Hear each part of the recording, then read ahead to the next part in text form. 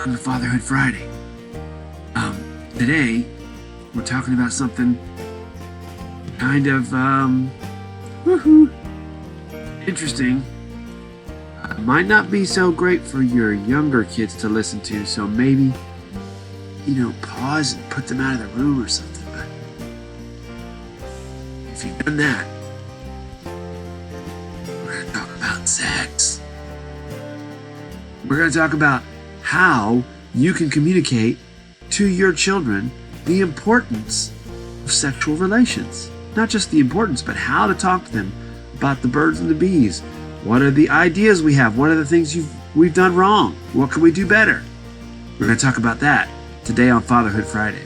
But don't forget that this episode is brought to you by Cornerstone Fellowship. Cornerstone Fellowship is that small little country church you kind of drive by, but you always wonder what's going on inside. Well, come on in. We're talking to Jesus. We're loving Jesus and learning about him and studying his word.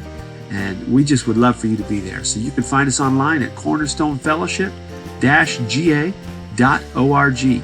cornerstonefellowship-ga.org. And we would love to see you there. So without any further ado, let's start Fatherhood Friday. Shh. Don't tell the little ones.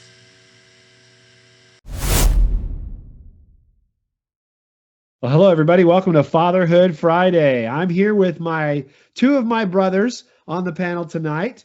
We're here with Jumpin' Matt Stewart, who's ready to go and ripping, roaring, ready to give you all of his counsel and wisdom. And then we got Two Little Hair Tony, who's ready to share with us again tonight from his experience as a dad. We are gonna talk about how to have the talk. So, guys, I'm not sure exactly how to jump off into this really, but I thought maybe you might share a little bit about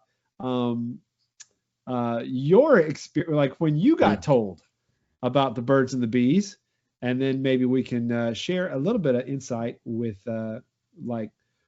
with our audience, what we feel would work well and what doesn't. Well, I think I can answer that pretty quickly. How old were you? I don't remember having a conversation. Oh, ever? No. Did you need us to have one with you right now? Do we need to talk? So when a man loves a woman very much. I mean, I'm sure we talked about some stuff, but it was never the official. So talk.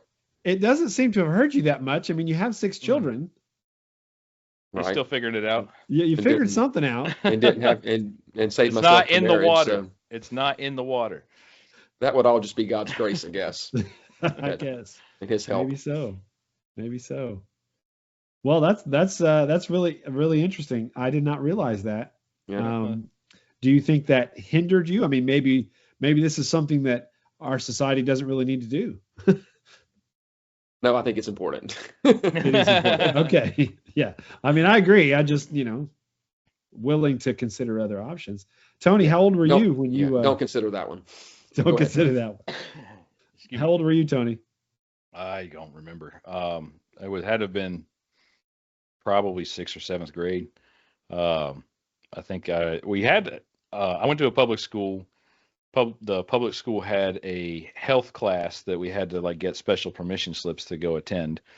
I remember that one was in the 5th grade, so I remember taking that one home and then going into that class. And they had the guys and the girls separated out, and of course they had this weird video system set up for us to come watch. So everybody was curious what was going on, and we saw a very clinical presentation of male anatomy and how it works. And there were no morals or values or any kind that were presented. It was very, very clinical, very functional, and that ruined my life. I remember immediately after that, I couldn't look people in the eye. I didn't want to talk to any of my friends that were girls anymore because they were weird and I was weird and I didn't know how to do it.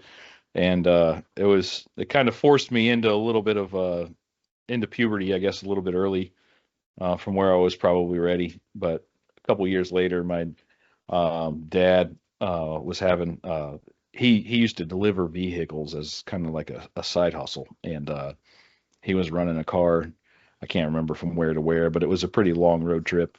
So we all got in the car ride together with him, me and my brother, and he decided that was the time that he wanted to do it.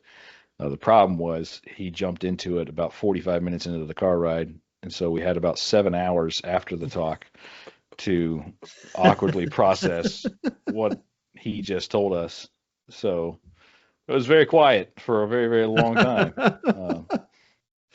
I can imagine. Um, but his was far less clinical and far more kind of about like everything that he regretted about high school. And like he didn't fool around or anything like that. It was not that kind of a man, but he was in a lot of groups that didn't care much about any of that kind of stuff. So he was kind of taking it from more of that angle of like, this is something that you need to abstain from. This is something you need to protect yourself against. And he took more of the spiritual perspective, however clumsily that you can do whenever you're a dad for the first time trying to figure out that conversation with your two boys. But and I can't fault him for any of that. I haven't had that conversation yet with my son, so I imagine it will probably be within a matter of weeks, if not days. He's pretty close to ready, but I don't know. I haven't figured out exactly how I would like to approach that yet. I hear that if you live near a lot of farm animals or have a lot of animals around you, you don't have to have the talk because God just shows them. But I haven't quite wanted to take that route either. But we're getting there. So Yeah. Well, I don't think any of us are ever ready. no, I think me and Jackson are going to be equally unready at that moment. It's just awkward. Yeah. It's just so awkward. I remember when my dad told me, I think I was 12, 11 maybe. And we were headed to visit somebody for some reason. I don't know, visit a shut-in or something like that. And we got some sandwiches. I think it was Burger King. And we're eating the sandwiches. And my dad's telling me, yeah, this actually happens. And then this happens. And I remember going, "Oh, Dad, I'm eating. Oh, gross." And he said, "Son, you might think it's gross now, but you give it a little bit of time, and it's not actually very gross." Oh man, I remember that so clearly. There was one part of the conversation with my dad with us where you just reminded me of that. But my brother was like, "Oh, gross, Dad, you did that 4 times?" Because there's 4 of us kids. My dad was like, "Yep, I did it 4 times." It reminds me of my favorite birthday card. My favorite birthday card ever says, "Happy proof your parents had sex day." And then you open up inside, it says, "Ew." I love that one. Well, I think you guys are right. This is an important conversation to have. And I've actually done it 3 different times. And for whatever reason, I can't remember a lot of the details of those conversations. I think they're kind of blocked out of my memory somehow. But we have tried really hard with our kids to make sex not something that is wicked or evil, and not something that we go, "Hey, stop, you can't talk about that." Yeah. To help it be more normal. If they say something kind of crazy, and trust me, I got some crazy stories, we try not to freak out at them and say, "Oh my word, you can't talk about that." We want them to understand that this is something God invented, and it's very good, and it's very beautiful. And if it's kept within the bounds of marriage, it's an excellent, wonderful thing. So, that's what the approach we've tried to take with our kids. We have about to be 4 teenagers. And we haven't always done it at the exact same time. We just kind of try to feel it out for, I think so-and-so is ready for this talk. We need to make sure we do it. We don't want them to find out about it from neighbors or cousins and stuff. We want them to hear about the nitty gritty from us. And so we try to be ahead of the game. We don't want them to be 15 or 16 years old before they know. Yeah. So we try to get it, right around puberty, or just a little bit before that, so that they're not caught off guard, especially, if it's girls. We don't want to be totally shocked by things that start happening to their body. And we want them to understand that it's perfectly normal and healthy, and nothing at all icky about it. We don't want them to consider sex to be icky or have a negative connotation to that very important part of who we are as human beings. Let me ask you a question, Jared. You said Yeah. you've had that conversation 3 times. I know your oldest go boy, girl, boy, boy, girl, then boy, right? So did you have the conversation with your daughter as well? Or was that Yes. you did? Okay. I mean, I think that if I remember this correctly, my wife talked about, times of the month and kind of how to understand that cycle. But I did have a conversation with her about sexual intimacy. And my daughter is very stoic. So, or when she's uncomfortable, a lot of times she just kind of tries to not reveal what she's feeling. So it was very kind of like matter of fact and okay. She asked a couple questions because she was confused about some things, but if I remember that right. Yeah, I did have it with my daughter. I think that, I suppose there's varying schools of thought on that. I'm not sure which is best, whether or not to have dads do that with their daughters. But I want my daughter to have a healthy relationship with men in her life. And I'm the main man in her life right now. And so I want her to be able to have a conversation one day with her husband about this subject and not feel like it's completely, totally out of the blue weird. She needs to be able to have a conversation about this. Anyway, that was just kind of the way we approached it. I don't know if that's the best thing to do or not. Do you guys have an opinion about whether or not you should do that with your daughters? Well, I haven't, that's not even really crossed my mind to do it, honestly, with my daughters. And so the way that we have approached this, so my oldest 3 are girls. My oldest is 13, about to be 14. And my wife, probably when they were like 8 or 9, started going through this book with them individually, and it starts out very basic, just what are the parts of your body and what are they for kind of deal. And then it adds more in over a couple of years. And so y'all both hit on it earlier. You kept saying the word awkward, right? So my wife is trying to make it, trying to get rid of all the awkwardness. Like you were saying, Jared, it's normal, it's good. This is just kind of what happens, a matter of fact. And so she's had the conversation multiple times with my oldest daughter, and she says it's not been weird at all. My wife has said that. It's been very easy conversations. And then as much as I've said, is just talk to her. When I say purity, she knows what that means. And so I've given her a ring, and we've talked about, staying pure until she's married and stuff like that. And she gets it, and so our conversations have not been awkward. I mean, I'm kind of awkward in general talking about stuff, but it's been a good conversation with her. But no, I've honestly not thought about, it never crossed my mind to have the conversation with my daughter. That's why I was kind of surprised to hear you say it. Well, can I ask you this question? Can you recommend the book to our listeners? Can you tell them what the book is titled? Let me text my wife. Hang on just a second. You just keep talking. I'll get you that information. Fine. That's a good point. That's fine. Tony, what's your opinion about having the talk opposite gender? I don't particularly have an opinion, but I'm not going to do that. So I I have other feelings, awkward, shame, whatever. I don't like I don't know. Like that's I don't.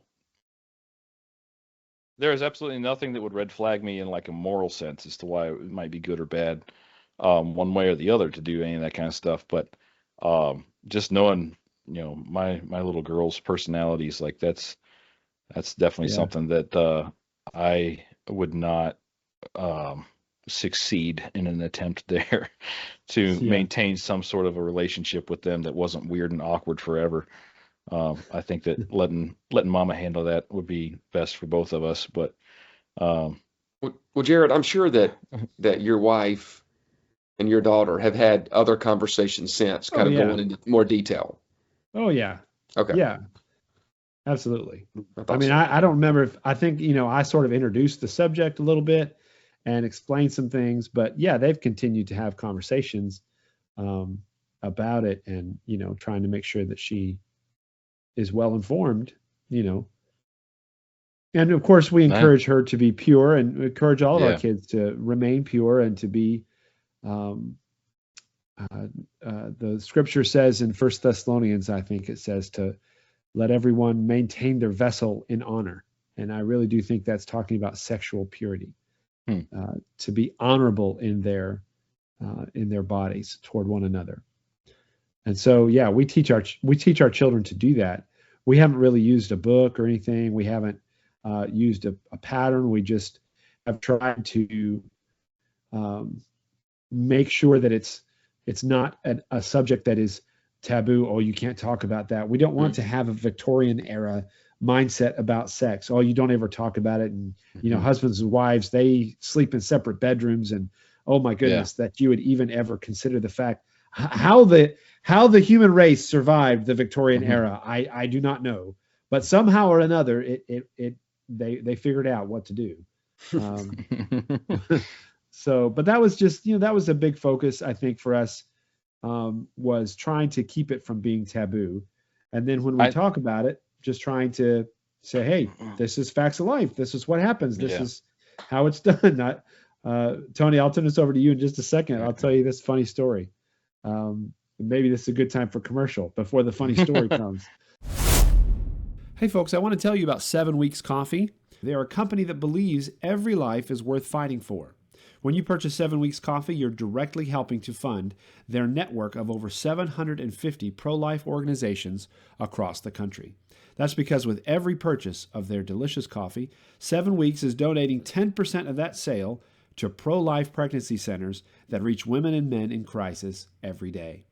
In the last 2 years, 7 Weeks Coffee has donated $250,000 to help save the lives of children and also rescue their parents from years of regret and suffering. But you don't have to endure poor quality coffee to make a difference. Their coffee is harvested in the most organic way possible, and you can taste the difference in every sip. It really is quite good, folks. I really am loving this coffee. These coffee beans are mold and toxin free, and they use organic farming practices, and the coffee is ultra low in acid. When a baby reaches 7 weeks from conception, it is the size of a coffee bean, and that is also the point at which a heartbeat is first detectable. 7 Weeks Coffee is committed to the pro-life cause, and you can get an outstanding product while contributing to the important work of pregnancy centers across the United States. Now, in order to get 10% off, you can go to preacherdad.com and use my special link, or you can go to 7weekscoffee.com and use the promo code PREACHERDAD for 10% off. And then you can join me in saving lives one cup of coffee at a time. Go to 7weekscoffee.com today and use the promo code PREACHERDAD. But one of my children, who will be unnamed, when I was describing how things work and what you do, this child said, "Wait a minute, are your clothes off?" I said, You're doing it right. It helps. It's better that way. That made me laugh so hard. I think the framework that you have is really important, because I remember in growing up, like the messaging that you get, or messaging I got from my parents, was like, this is like 99% of this is evil. So whatever you think about this, it's probably wrong. Just go ahead and repent and strap that chastity belt on a little harder. I grew up in a very Victorian type conversation about all this kind of stuff, where like you need to think about this in terms of the darkness of your own heart and And temptation. in your parents' defense, Tony, a lot of people did that. Well, and it wasn't just It was them. everywhere. It was literally any spiritual guidance I got was all the same consistent line of thought. When I got to Liberty, like the pendulum swung too far the other way, almost like, sex is awesome. You guys really need to know about sex. It's the best thing that God has ever made. There's not a flavor of ice cream as good as sex. You definitely are missing out if you don't get married. You definitely want to do this like right now. Like that was a lot of those messages were out there. And it's like, okay, that's not helpful either. Like that's it's like, I know I want to do this right now, but I'm dating and we're not going to get married for, years. So that's not the message I need to hear. But I do think that the seasons of life that the kids go through is informative as to what kind of temperament you need to post on this kind of stuff. And I kind of, I think when me and Angela were first married, there was a little bit of struggle at the beginning, overcoming so much of the negative messaging around where this was at. Because we definitely, we were very much only by the grace of God were we able to cross that finish line as virgins. And we did a lot to try to make sure that we protected ourselves to get there. But that even in that, like there was a lot of fight and a lot of struggle that when you first get married, you're like, man, I'm so dirty and filthy. And like, I can't believe that I wanted this. And it's like, yes, you're supposed to want this. Like, this is the way God built you. This is God's fingerprint. This isn't your sin. And the ability to maintain it and to tender it the right way is what makes it, part of the holy gift of God. But the bigger thing is that it's once you get inside of marriage, it's a huge part of our relationship succeeds. And if you've come into it broken or with some sort of a super wall up where you think that this is some sort of a sin or desire for this is always evil, or like if I entertain any particular thoughts about how to improve upon this or enjoy it better or do whatever, that somehow I've hurt the heart of God. That's not true. God does desire for you and your wife to have a love that replicates the kind of intimacy that he desires with each one of us in a spiritual sense. So it is important that element gets maintained for mature older children, young adults, whatever the case may be, once they start getting kind of close to the end of their hanging on with the family years and starting their own family years. Like that's trying to set them up to be able to transition well into that, where they can have self-control and have self-discipline, but not have shame, is certainly the target. But I don't know how to get there because I've never been there, but that's certainly the goal. So let me ask you a question. I'll do it Matt's. I like Matt's methodology. Just let my wife do it. That'll probably work out. Yeah, but Matt's sons are not old enough. Just wait till he has boys. Correct. They're 7 and 3. Yeah. I can see when they get of age, Matt's gonna be like, "You've already done this like 8 times, baby. You can go ahead." Yeah. Question kind of going along with that. I mentioned my kids were 7 and 3. For either one of you, but mainly Jared, because you've had a lot more kids. Period. You've had a lot more kids, and than Tony. But let's say like what are some of the conversations you're having with your boys? Let's say boys when they're like 3, 4, 5 years old, 6, 7, 8 years old. Like leading up to the talk, what are you saying to them? What kind of things you going over? Like, for instance, are you saying like, look, you can't have a baby cow without a mama and a daddy cow, like a boy and a girl? I mean, you having those kind of conversations or what? Well, I mean, not just with the boys. The girls are true. Like, where do babies come from? How do we get a cow? Why are they doing that, Daddy? Stuff like that. I mean, we've had to have conversations because of things that have happened in the family. About, well, how did this baby happen? Well, you have to have a mama and a daddy to have a baby. You have to have both things. And so that a lot of times is far enough. They're like, oh, okay, yeah, that's good enough. I try to give them a sort of a, flare prayer in the moment kind of a situation. I think for me, it's like, what do I say to that? I think typically, I'll just say something to the effect of, you're not always married. I've said this before. People are not always married when they have babies together. and you have to have a daddy and a mama, and the mama has a baby when she has a daddy too. She has a baby in her tummy when the daddy helps put it there. I don't say that. I just got basically see. I'm already awkward. I'd say that you have a mommy and a daddy, but they're not always married because they've had to, realize, oh well, these people. Sometimes people are pregnant and they're not married. And I'm like, okay, that sometimes happens, but you're supposed to be married, and that's what God says we're supposed to do is to get married, and then we can have babies once we are married.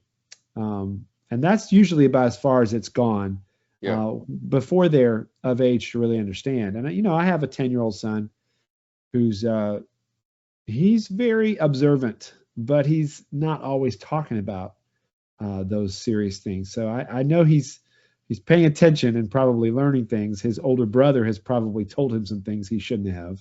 I would not be surprised. But that's the way we do it. Tony, do you have any? Well, you hit on something.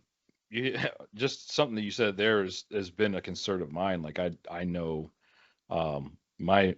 my son is 12, my daughter is 7, and I know that the second I tell him anything, she will be the next one that hears about it. So that's kind of framing out the strategy a little bit. Like, do I go so awkward he can't possibly conceive telling anybody else in his human life like what this is like, or like do I be so vague that even whenever he does go and tell her, they still both don't have any idea what's going on? I certainly don't. They're close, they're good friends, and I don't want to do anything to jeopardize that. But there is going to be the natural slipping into maturity that is going to draw them apart no matter what. But it hasn't happened yet, and I don't want to preempt that with like, oh, I have a secret that's going to wreck your life. I can't wait to tell you. So, because the innocence of my 7-year-old is very significantly important to me to hold on to that for a good bit of more years. And I don't want my son, even if he's, not even intending to, like, just dropping stuff into her life that she's not ready for yet. I don't want that to happen. So I'm trying to weigh that a little bit and try to figure out how to convey that to him in the messaging in a way where it's like, this is really important. Don't tell anybody. Well, I mean, do you think that you could just say to him, listen, this is not something for little kids to hear about? And in most circumstances, you wouldn't talk about it with a person of the opposite gender in any situation. For sure, I could tell him that. And then he's gonna be like, ooh, this has got special power to it. My son thinks too much like I do, and he would figure out that that's really, really important, and therefore everybody needs to know. So, so I can imagine him being the one in Bible study in Sunday school class, being like, "Hey, I just have a praise report. I found out what this means this week, and I wanted to tell everybody." I want to tell everybody. Yeah, I finally know what my penis is supposed to do. So thank the Lord. It makes sense now. Praise God. Hey, I was going to jump in with a couple more thoughts real quick. Going along with the conversation, Jared, about unplanned or pregnancy out of wedlock and all of that. Of course, we had that conversation as well with the kids. But also we talk a lot about how they are a part of mommy and a part of daddy, even as a younger age. Like tonight, we were talking about skin color. Like, some daddies are going to be a little bit darker, some mommies are going to be a little bit lighter, shades of brown. We were talking about that, and so we'll hit on that kind of stuff a lot, just getting them ready for it, because they know that they're part of daddy and they're part of mommy. They've got. Some of my kids have my bad ankle. Some of them have my swallowing problem. Some of them have dyslexia, like all for me. But anyway, so we talk about that a lot. Some of them look nice, and that's what they get from their mother. Correct. Any of the there's no ugly ones that can't be from you. So listen. So I think my wife is very, very athletic. Played with boys, all sports with boys, mostly growing up, like just super fast, super good at everything. We've got some talent, but they're all slow. And that's all me. My dad would get so upset. Why didn't you make that tackle? I don't know. I just wasn't fast enough. But crap. I was gonna say one more thing Well, too, I and I think forgot. that's a great But suggestion, Matt. yeah, To say, hey, part of mommy, part of daddy. yeah, That's a good one yeah. Let me go for ahead and give you younger that. kids.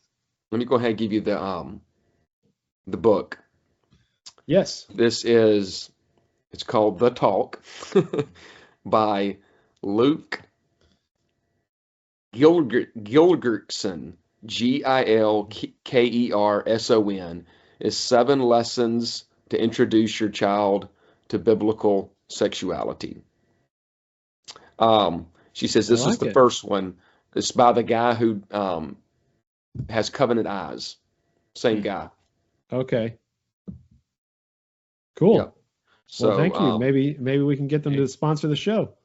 yeah, it's been Send it's us all a been copy. We'll review it for you. Fully right. illustrated, right? You What have to now? draw your own. It's fully illustrated, right? So you have to draw your Hold own on. wieners in there. That's Oh man. Well, I was trying to think of a scripture that might give us some wisdom here, and the only one that really came to my mind was the one in Proverbs that says, "Train up a child in the way he should go, and when he is old, he will not depart from it." And this part of our being, the sexual side of us, is a very important part. Anybody that's been married longer than 5 minutes knows that this is a very important part of your relationship as a married person. And so we want to train up our children in the way they should go as a married person, even into the bedroom. And we want them to know, everything that we can give them to be successful in that part of themselves.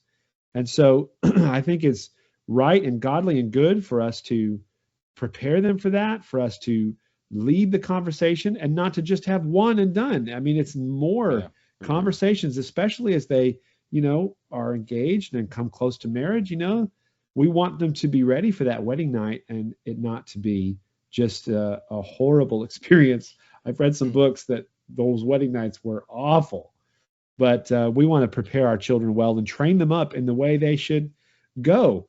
Well, I had a crude joke that I'll just leave on the table. So, do you guys have any closing thoughts? I did, but I guess I have to write them down for later. I'm sorry. I'm sorry. I would make the joke if we were off the air, but it's just too much for the public to hear. Well, as far as the sexuality stuff goes, like if you want it or not, your kids are going to get exposed. Like it's absolutely everywhere. It's every part of our culture, every part of entertainment at large. It's part of politics. It's part of everything. The biggest fear I have is that I've sat on my hands too long to build the foundation first before they get there. But at the same time, we do what we can around here to try to make sure that we filter out their exposure to various things. And we also don't want to shortcut their childhood. I think that that the conversation is a specific moment that transitions you never forget for the entire rest of your life. You know what it feels like after you've had to talk versus before you've had to talk, and you've never felt like before you had to talk ever again. And so I that weighs heavy on me as far as like when do I finally end this boy's childhood? Because that's essentially what it is. And he's not that he's going to have to know and understand absolutely every aspect of, the doctrines of sex or anything like that, like on step one. But that journey begins, and it will never stop, no matter what. And I think that one of the things that you mentioned is a really good sound piece of advice, that it's not a one-time conversation. That it's a topic that requires repeat interjection over and over and over again, because they're going to be developing in different aspects of their journey and be ready for more and more and more of the significance of what that element of life is. And I'm in my framing, that's the way I anticipate it going. Like that, there's so many scriptures, especially in the New Testament, and especially geared towards young men, surrounded purity and guarding your heart and guarding your thoughts and guarding your eyes. It's not a topic the Bible hides from. it's a topic that's meant to be a part of how we develop our children. But it's discipleship. It's continuous. It's not one and done. It's not I had to talk and now they understand and let their friends fill in the rest. It's there has to be that continuous interjection. And I'm assuming I'm crossing that Rubicon here soon. I had, based on the questions that have come, and the We'll pray for you. Yeah, my final thought was,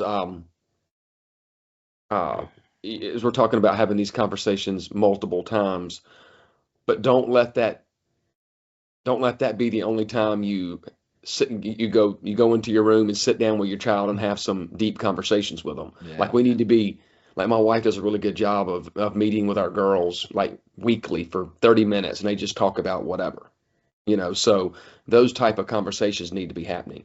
Last thing, the book that I recommended is for that's more regarding sex. It's like she said, like 11-year-old or older kind of book. But the one before that, it's great to be a girl. It's great to be a girl, and that's the younger one when they're introducing them to their period and stuff like that. So I just wanted to mention that, but I'm good. Awesome. Well, thank you guys, and hopefully all of you 12 or 13 listeners out there that are preparing your life and your family for this step. Hopefully you've gained a little bit of wisdom from us tonight, and we pray that this episode has been a blessing to you. If you have some good advice for us, if you're out there and you're an older dad and you're like, man, I need to tell these guys this, please feel free to share that. You can comment on this video wherever you might be listening to it or this podcast. And you can also send us an email. The email address is dads, DADS, at preacherdad.com. DADS at preacherdad.com. And we would love to hear from you. And we may even read your comment on the air if you end up sending us an email. So God bless you. Thank you for sticking around this far on Fatherhood Friday. We hope you have a great weekend, and we'll see you next time. God bless you.